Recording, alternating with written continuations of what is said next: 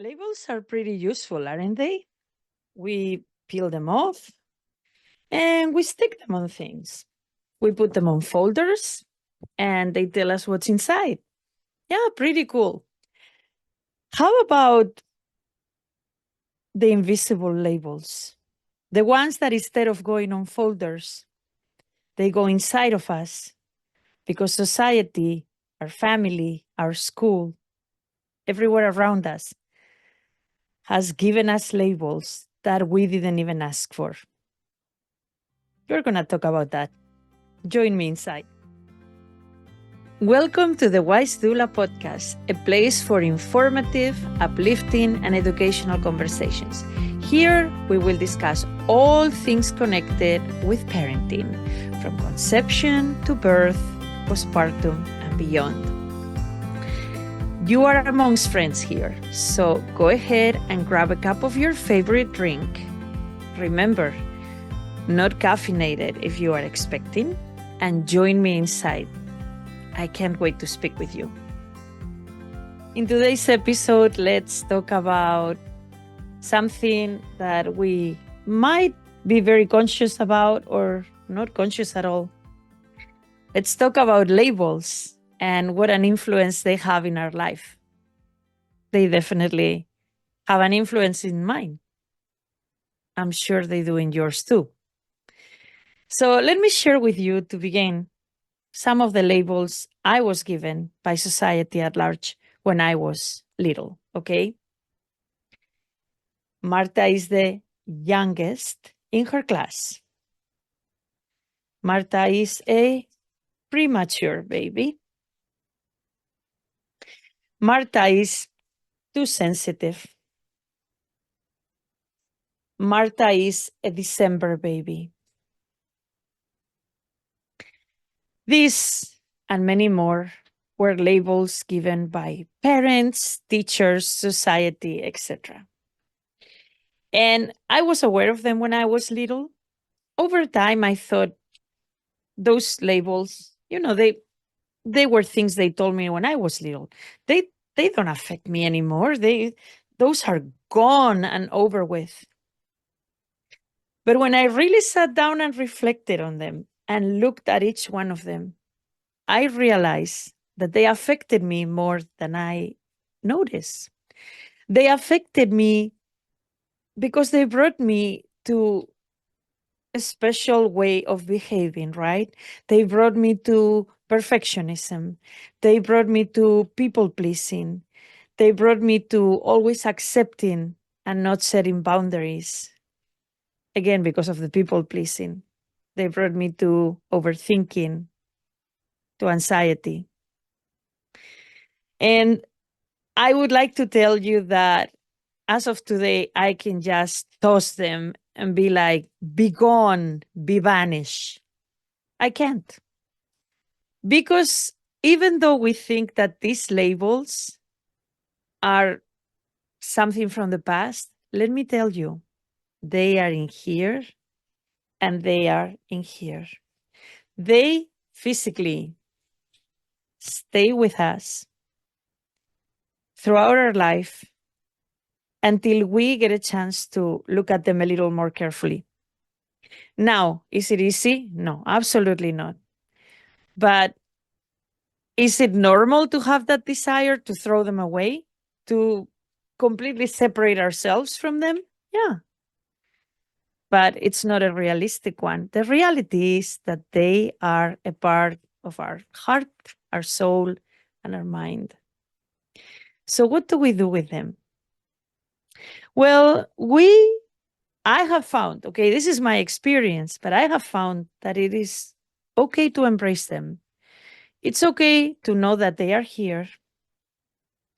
It's okay to treat ourselves with kindness because we acted in response to those labels, and that's okay.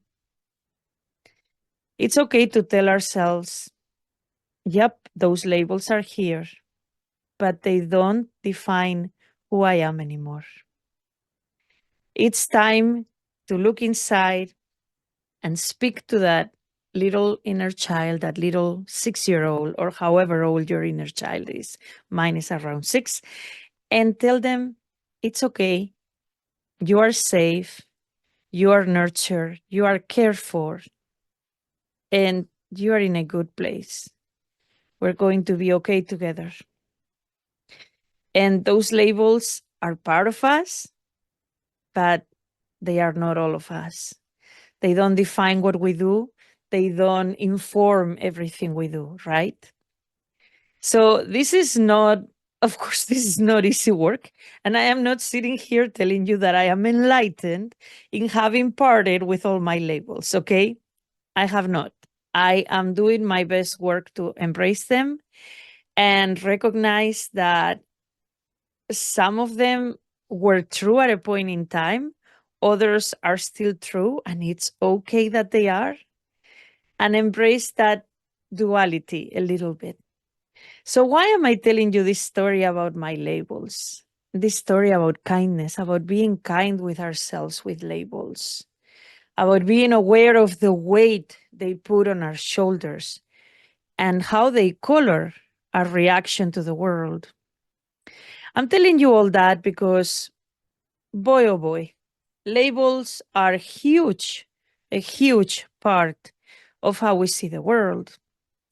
And don't be fooled. Once we embark in the parenting journey, whether it's in fertility, in pregnancy, in postpartum, we are experiencing something that is so life changing that is going to bring up all sorts of things from our childhood. It's going to bring up our memories of being parented, and it's going to bring up, yes, absolutely, those labels again.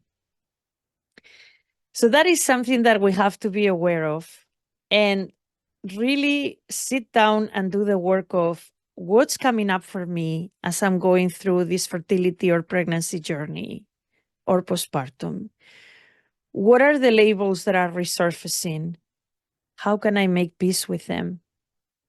How can I treat myself kindly and realize that even though they're a part of me, they don't define me?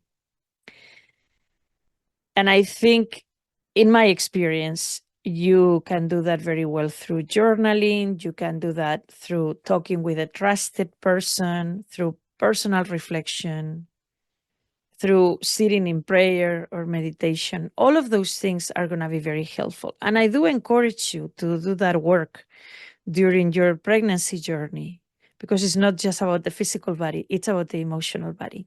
But there is a second layer. Okay, there is a second layer with labels. There's a second one. And let me take this out for now. There is a second layer with that. And what is that?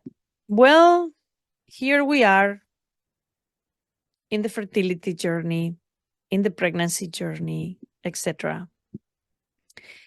And we are going to appointments with our medical providers. And if you know, you understand that in medicine, there is a set of parameters for everything. So there are certain parameters, certain guidelines that they look at for this category, that category, that category. And that determines what kind of interventions, what kind of additional medical attention you're going to get, etc. So what happens in pregnancy is that not only are we going to be dealing with, again, those labels that we have from childhood that are still here, but now, boy, oh boy, we're going to get some new labels.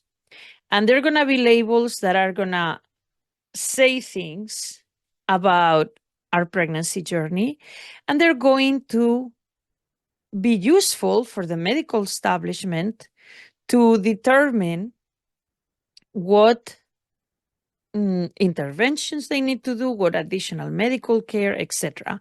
And like I said, in the medical system, everything is very, okay, this guideline means this, and this parameter means this, and this. Let me share some of those labels with you so you don't think it's, just all up in the air.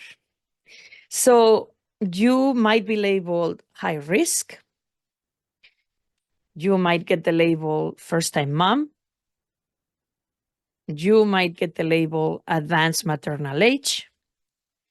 you might get the label worried and anxious, a mom that worries too much.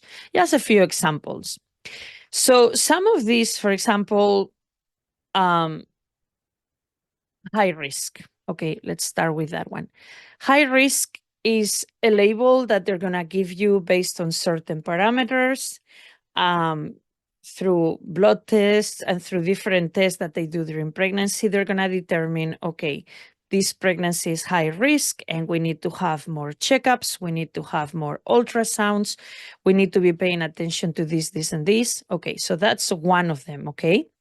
If your doctor, for example, labels you as, or your environment labels you as worrying too much, well, that's fine. You might be going through anxiety, and that's a very normal thing that happens in pregnancy.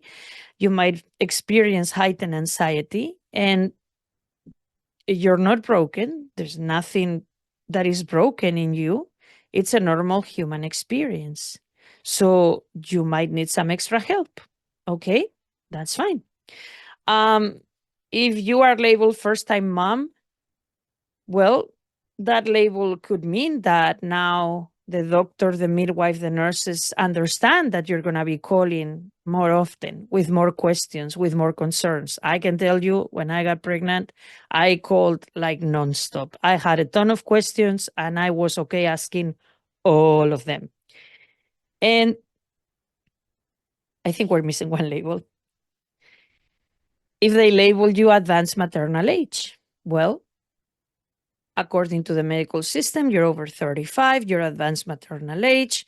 So they're going to be watching for certain factors. They might say, hey, we need to induce you, etc., etc. So these labels serve a purpose for the medical system, for the healthcare providers, to do certain interventions, to do certain, to take care of certain things. Now, are we saying that 100% of the time they have to be on like super high alert about everything? No. But like we said, the medical system looks at very specific parameters and very specific guidelines. And it's like, if A happens, then B happens. If C happens, then D is the consequence of that. So we have to understand that part. If you encounter yourself pregnant or in the fertility journey, and you end up with one of these labels, number one, I want to encourage you to do your research. Okay? You've been labeled high risk, do your research about high risk. You've been labeled about advanced maternal age, do your research. Okay, what is it that I'm going to need, not need, etc. So, of course, I invite you to learn more. Why did they label me that? And what does it mean? And ask all the questions. Never keep any questions inside. Remember, a big part of medicine is education. So ask, okay? I always tell all my clients, never hesitate to ask. Now, what's the other side of these labels? Remember what I said with my labels? Remember how I said, oh, they were given to me when I was little. I thought they were gone, but I realized they're part of me. And they are with me. And they determine how I function in life. So I'm going to say the same thing happens with these labels that you're given during pre-pregnancy, pregnancy, postpartum. They bring a load with them, okay?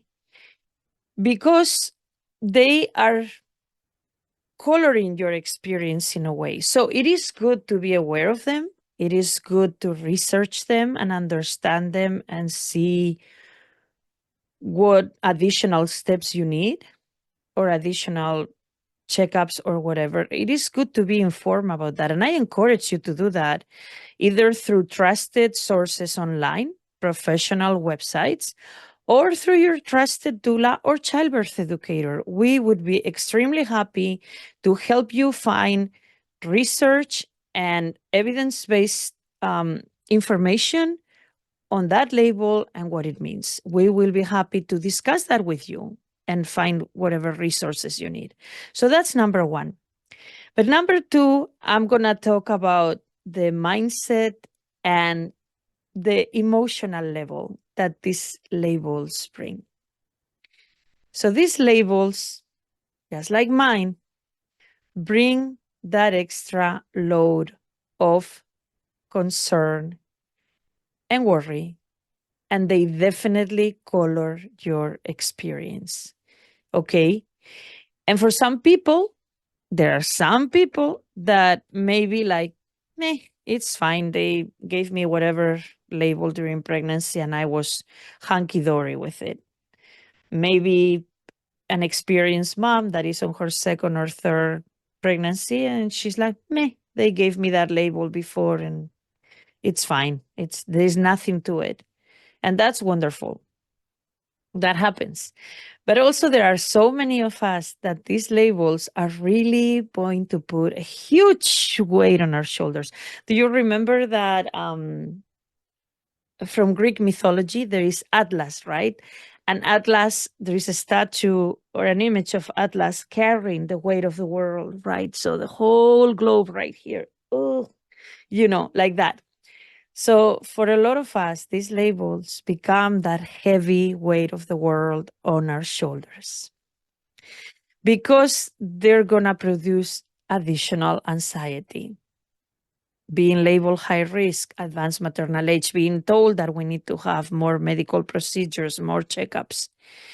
If you are a person that is experiencing anxiety during your pregnancy and that is nervous when it's time to go to your appointments, having more appointments can be a very worrying thought, Having additional procedures or additional ultrasounds can be also concerning.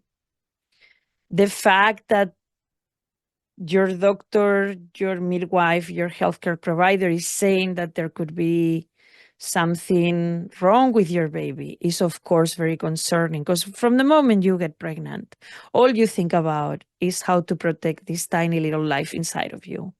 That is your biggest concern. That's why we stop drinking, we stop eating what we're not supposed to. We watch everything we eat. We're like on full like alert mode in a good way.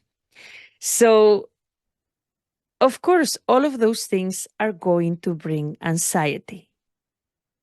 And as we are humans and we have emotions, we don't just have a physical body, right? We have a mental, emotional, spiritual body as well.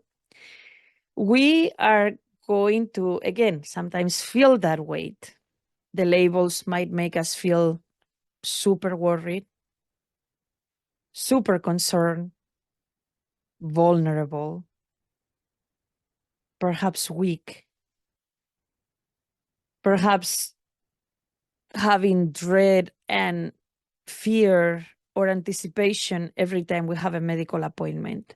And we might land with a medical professional that is very understanding of those processes and emotional health that might be very wonderful and supportive of all of these emotions.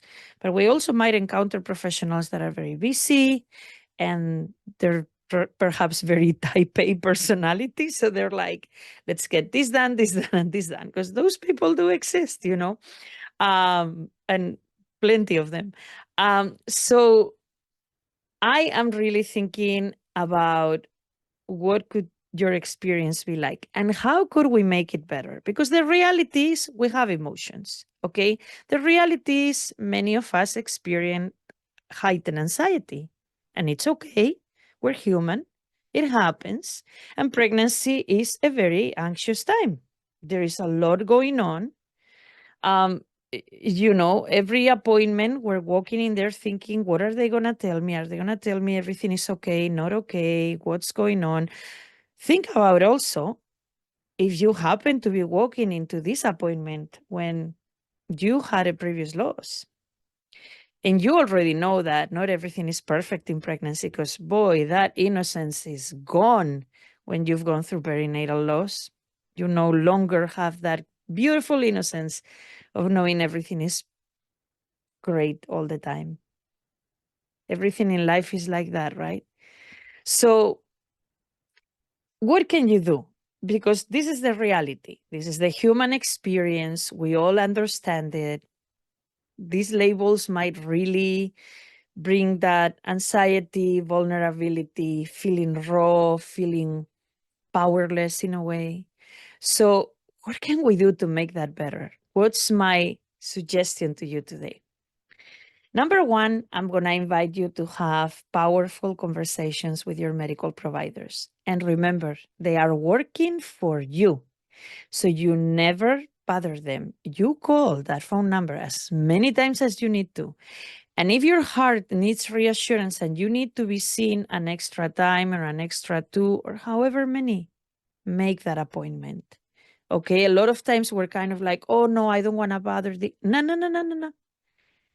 They are at your service. You pay for that service and they're providing education and medical support. So you keep that communication open and keep that communication fluid.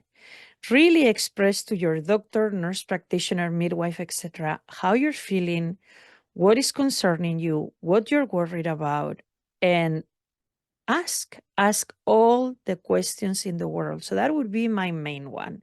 Okay. And I think I tell you that in every episode. It's not new, but I really want to reinforce it. My number two, it would be to remember that labels, regardless of how heavy or light they are, okay, they're just that. They're just labels. They're just a name. Do we need to keep our, our senses, our spidey senses awake and know what's going on? Absolutely. Do we need to be on top of symptoms that are a little off or things that don't feel quite right? Absolutely. And discuss all of those with your medical provider. But at the end of the day, they're just words. So once we've ascertained that talking to your medical provider is paramount, let's move on to number two. And number two is, what can you do for yourself before the visits? How can you learn to live with these labels? Just like I've learned to live with mine, right? And we said that we embrace them as part of who we are at this time, but we also don't let them determine us. So, what is it going to take for you to feel better and to feel reassured before you walk into your medical visits, now that you've been given one of these super scary labels? Think for a second. I'm going to give you some ideas, but the truth is, you know your own style better than I do, right? And everybody's a little bit different. So, what is it going to be that is going to make the difference for you, that is going to help you negotiate those labels and don't let them weigh you down so much? What is it going to take?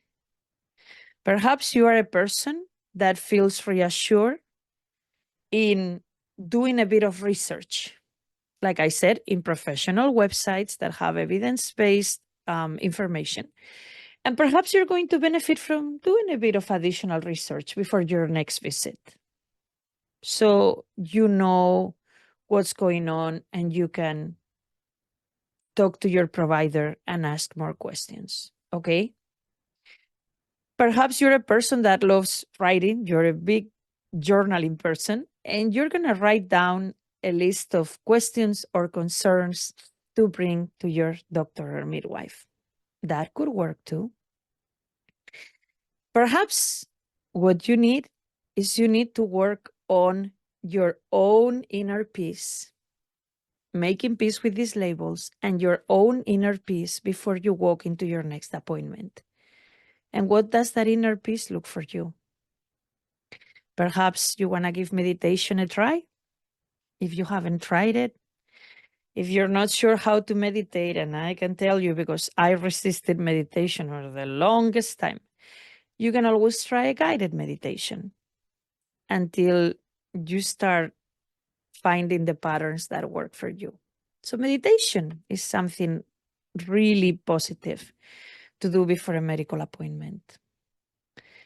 Positive affirmations. I know. They sound totally hooey sometimes. Some people are like, oh my goodness, that is so new age. I don't know. Well, maybe people don't say new age anymore, but I'm a child of the 70s. So we used to say, oh, that's so new age.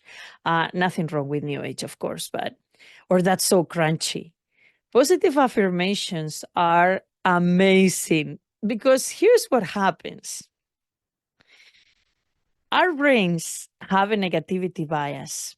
And that negativity bias, research tells us that exists because back in the old times, the brain needed that negativity bias to make sure we survived. Because if we saw a threat in the environment, the brain was supposed to go, ooh, look at that. That's a threat. Careful, careful. We might die. And so it's a built in mechanism that was meant for our survival, still is. But it also means that, boy, it colors everything we do. And more than anything, it colors everything we say to ourselves in here. That little inner dialogue, that, just tiny violin just complaining in there. We don't even notice it's there, but it is. So what the positive affirmations do is they bring us peace and they bring us calm and they put us in a good mindset. So what's a positive affirmation? You can say, if you have a high risk pregnancy, you're going to say, my baby is safe and I am taking care of him or her the best I know. I am nurtured and cared for by my medical provider. I have the support of my partner and my family. I know my body is working well and doing what it needs to do. These are some examples. Of course, choose your own affirmations that make sense to you. And affirmations work great when you do them in combination with some deep breathing and a little bit of meditation. So whatever that looks like for you, whether it's some calming music, a quiet corner, a cozy blanket, a cup of tea, whatever it is, find that time and do that. Okay? Because it's going to start putting you in a different mindset. And remember how I said in there, one of the affirmations could be, I have a medical provider that really cares for me and all that. Absolutely, that's a good affirmation. Now, if you have a medical provider that you don't feel cares for you, guess what? You know what I'm going to tell you, right? Time to switch providers. There are many providers out there, and never feel you have to stay with somebody you dislike just because. No, no, no, no, no. This is an important time in your life and your family's life. So, absolutely find the person that really speaks with you, resonates with you. Okay, so we covered the positive affirmations, we covered the meditation, we covered that communication with your provider and bringing questions, bringing research, etc. And another thing that you can really do, and I am looking at my list, I'm not ashamed, that I need my notes. It's okay.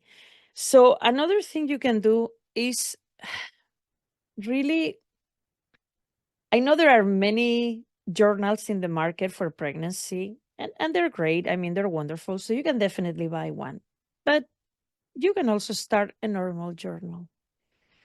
What are some celebrations? 3 that you can write every day of your pregnancy. What are the small moments of enjoyment?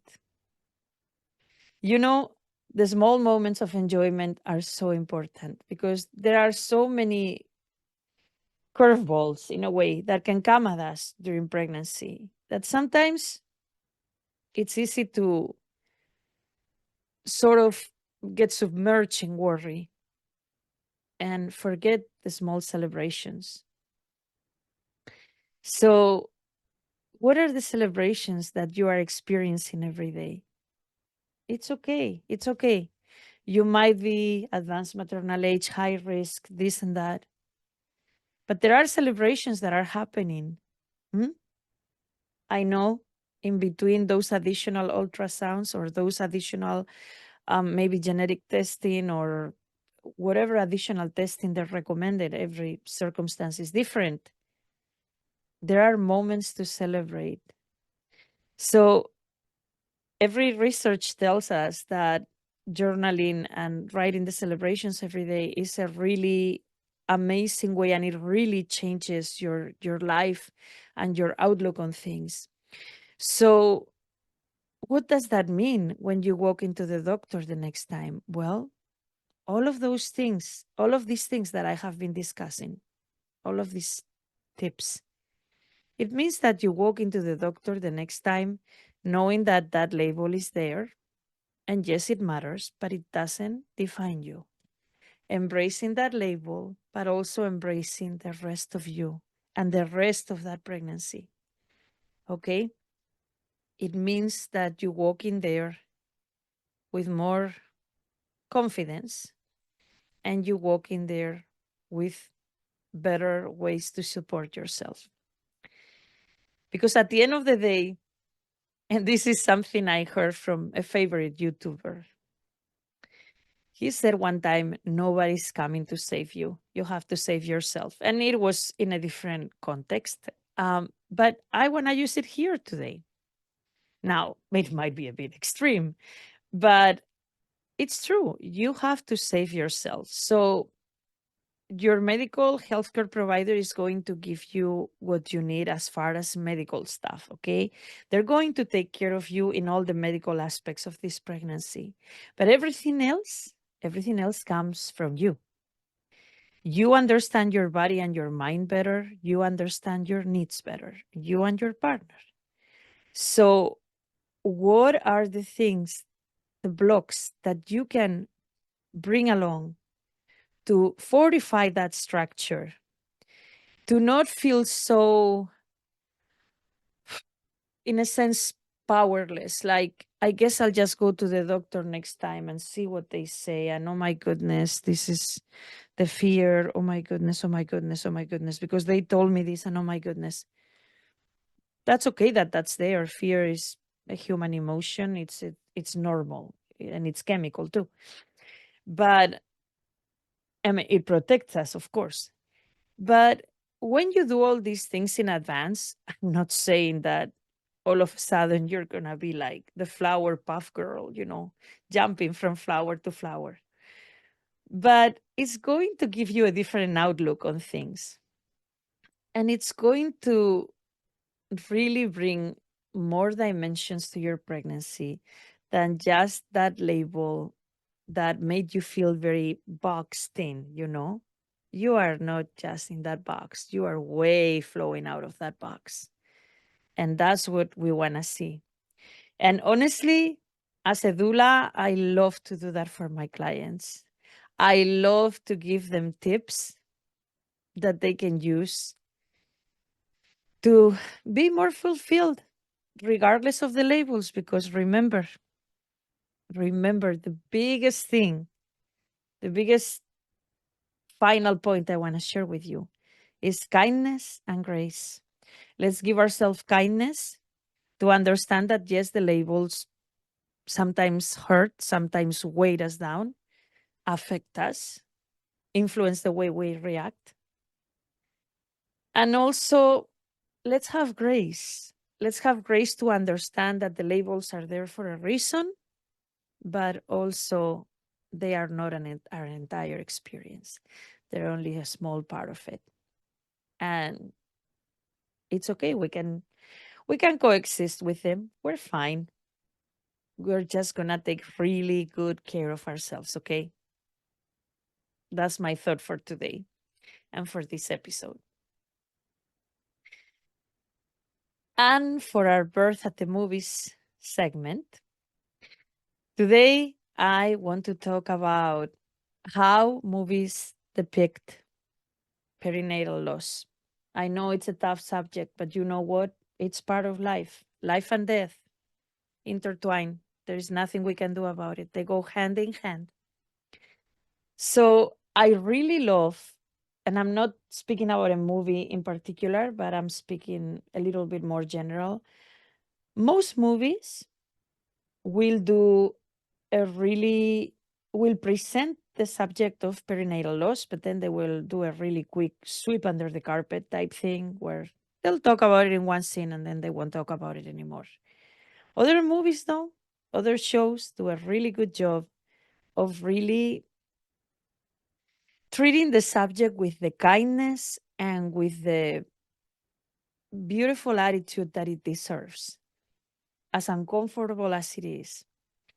And I have seen that as an example time and time again in Call the Midwife, you guessed it, my favorite show, because they have dealt with the subject of perinatal loss in different trimesters many, many times, and always with such kindness and reverence. The way when they are like handling the baby that has passed, the way the actresses or the actors look down at what is, of course, a dummy, a doll. The way the actors and actresses look down at this baby and treat it with such kindness and love and so tenderly, that for me really sticks out. In the face of something that is really terrible, which none of us like, which is talking about death, and even more terrible when it comes to babies and children, right? In the face of all that, the tender, loving care that they provide in these shows, for me, makes all the difference. Because if this happens to you or somebody in your life experiences it, I do hope that there will be somebody, hopefully a lot of people, that will treat their baby with this tender, loving care. Okay? I hope you are that person for somebody also. Okay, well, it's been a super pleasure to spend time with you today. And I can't wait to see you in next week's episode. Bye for now. Hey, you have listened to the Wise Doula podcast today. Thank you so much for joining us. Remember, everything we discussed today was meant for entertainment and educational purposes only. It does not substitute the advice of your medical provider. Would you do us a favor? Follow me on Instagram at LovingBellyDoula. Also, let me know what other topics you would like to see me discuss in this podcast. And please subscribe to the podcast on your favorite platforms. Thank you so much. I will see you next week.